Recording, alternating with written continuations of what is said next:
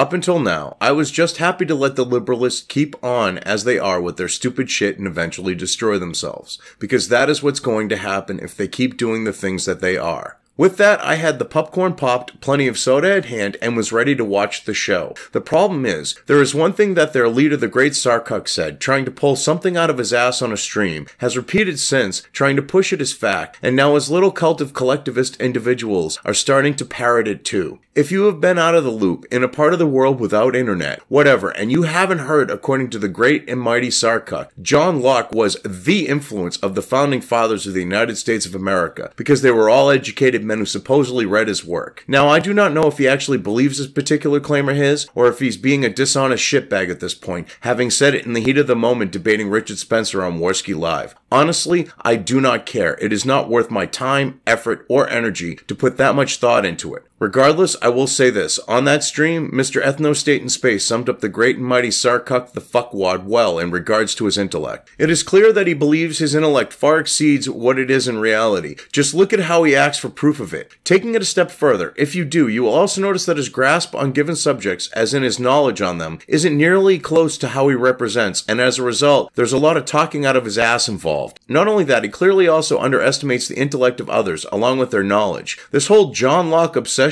of his is proof of it. Put it all together, you now know exactly why the Liberalists sound and act like a group founded by a 6th grader after their first day in their first civics class. If the whole Locke was the influence of the Founding Fathers had only been said once by Sargon the fuckwad, and he didn't decide to start pushing it as a narrative with his cultists parroting it, I would have left well enough alone. As I said, I would be sitting back right now watching the Liberalist shit show. I wouldn't be making this video like I am either. But someone needed to do this and expose the Liberalist Locke narrative for the bullshit that it is, so I guess I'm volunteering to do it. What finally set me off and had me decide to do this wasn't hearing it come out of Sargon's mouth. It was actually the waiting for his nuts to drop and puberty to set in, Romanian Gypsy V, saying it like he's some fucking expert on American history that did it with me. Here is a guy who's trying to tell people he took time off from being a doctor to develop his YouTube career, when no one gives up a promising career in medicine for YouTube, trying to carry himself off as someone with a clue about American history pushing that Locke bullshit like a well-trained parrot. Rah! If you want Sargon's cock! Rah! Sargon's cock! Here is the part of the video where he did this that brought me to this point. I have put a link to it in the description. It's not unconstitutional, okay? The United States Constitution doesn't have the 13th Amendment, thou shalt not get blocked from the Twitter, you know?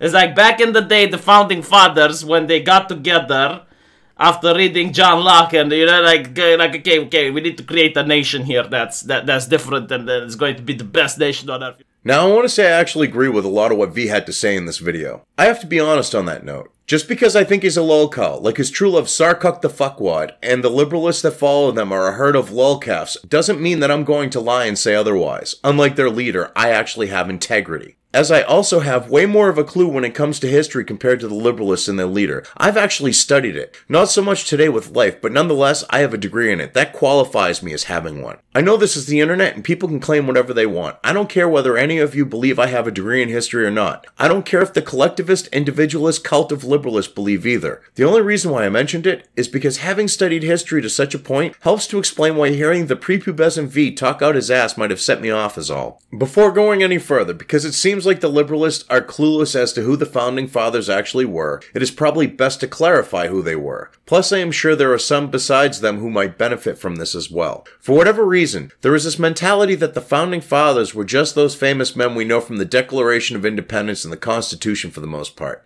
Yes, they are Founding Fathers. But they are only some of them. There were a lot more than just those guys. The term Founding Fathers encompasses all of the men who were involved in the birth of the United States of America. Not just the famous ones. It doesn't matter if they were a lowly private in a state militia or a general who later went on to become the nation's first president. All of them are Founding Fathers. People not knowing this, I think, comes down to a lack of knowledge and ignorance. Two things the Liberalists have in abundance. I know if Sargon the fuckwad was confronted with this revelation, he would move his goalposts pretty fucking far. We are talking outside of the stadium far. So I'm going to narrow things down quite a bit here, so he or any of the Liberalists cannot do it. For the duration of this video, when I'm using the term Founding Fathers, I will be referring to those who were involved in the political aspects from shortly before declaring independence through the formation of the nation. So for example, if they were a representative in the Continental Congress, they are included. If they were involved in the Declaration of Independence or Constitution, same thing. I think you get the point. Now having said this, we need to look at the actual scope of Sargon the Fuckwad's Locke claim that he was the influence of the Founding Fathers. According to Locke's claim about Locke and the Founding Fathers, to sum it up, if it wasn't for him, none of what they did would have ever happened, meaning they wouldn't have declared independence, fought a war for it, formed a new nation, and wrote its constitution that defines inalienable rights as it does. To anyone who doesn't have half a clue about U.S. history, this might actually sound plausible, even something to buy hook, line, and sinker, which could be why the Liberalists are doing so. I bet if Sargon the Fuckwad offered them Kool-Aid, they would all drink it seeing that. In order to refute this claim, he and the Liberalists keep pushing. All I need to do is refute only part of the narrative. I do that, and the rest of it falls apart. It is actually easy to destroy the whole thing, too. When you don't have a clue about what you're talking about and only know enough to try to sound well-informed, things tend to fall through the cracks.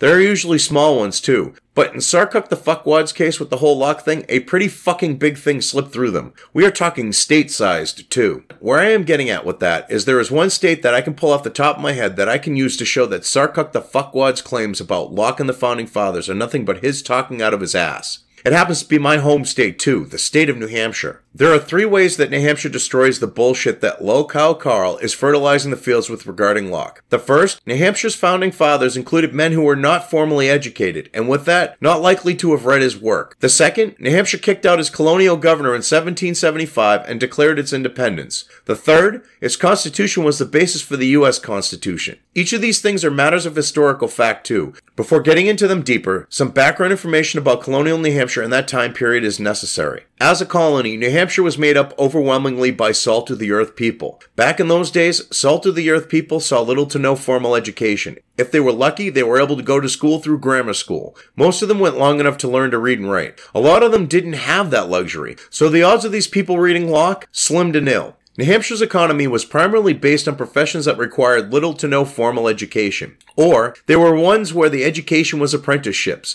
We are talking about whaling, fishing, farming, shipbuilding, logging timber for ships, mercantile, and other small business types. Some of these people, they ended up representatives of New Hampshire at both Continental Congresses. That would make them founding fathers. They weren't really educated and unwilling to bet readers of Locke either. George Frost is one good example that destroys the Locke narrative. He was a seaman who traveled the Atlantic for over 20 years. I don't see him doing correspondence courses to earn a degree while at sea and reading Locke in his hammock. Do you? John Taylor Gilman, he's another good example. He was a farmer and shipbuilder whose father afforded him a limited education of learning to read and write before being put to work in the family business. He is another I'm not seeing reading Locke with that. The same with his brother, Nicholas Gilman. He grew up in the same house as John and had similar circumstances. John Langdon, yet another one that destroys Locke's fallacy. He had only a grammar school education and went into apprenticeship as a clerk. His family was well enough off that he could have went on to higher education too, but he didn't. This is a man who signed the Constitution of the United States too. I could go on here, but I think you get my point. The fact that Sargon the Fuckwad and the Liberalists want to try to claim, whether they believe it or not, that the Founding Fathers were educated men who all read Locke is nothing but complete and total bullshit. The odds of these men reading Locke are about as likely as his getting even an ounce of respect from the alt-right or the lolcow message boards. It was these type of people in 1775 who caused, according to revisionists, the colonial governor to flee for his safety. To be more accurate, they tarred and feathered him and sent him packing. I guess as a byproduct of their doing that, he was fleeing for his safety.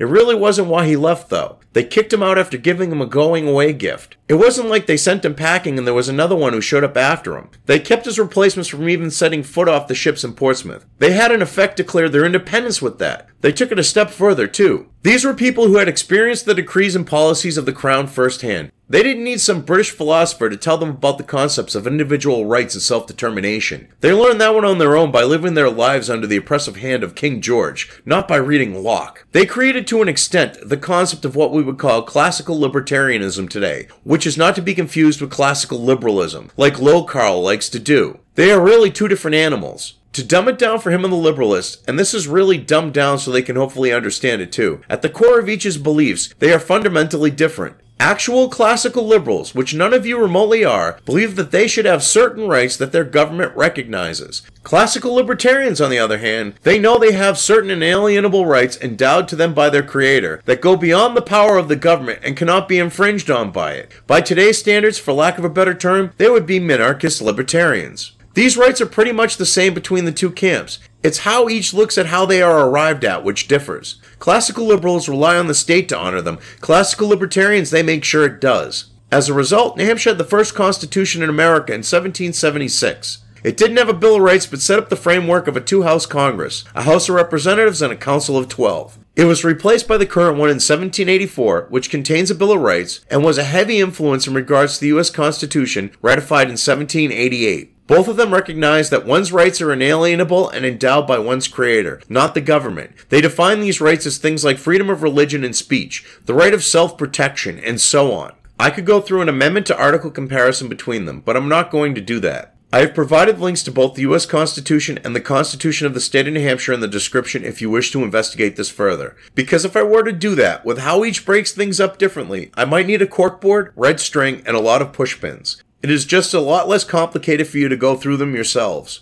As I've shown you here, New Hampshire takes a sledgehammer to Sargon the Fuckwad's Locke narrative. Not all the Founding Fathers were educated men like he claims, and with that most likely did not read Locke. Some of these men, and men like them, were involved in the state declaring independence from the crown without reading Locke. Then to top things off, they wrote a constitution that heavily influenced the U.S. Constitution, without his influence. When you look at things from that perspective and take into account Locke's claim here, there is no need to explain how he and the Liberalists are one of the biggest jokes on the internet right now.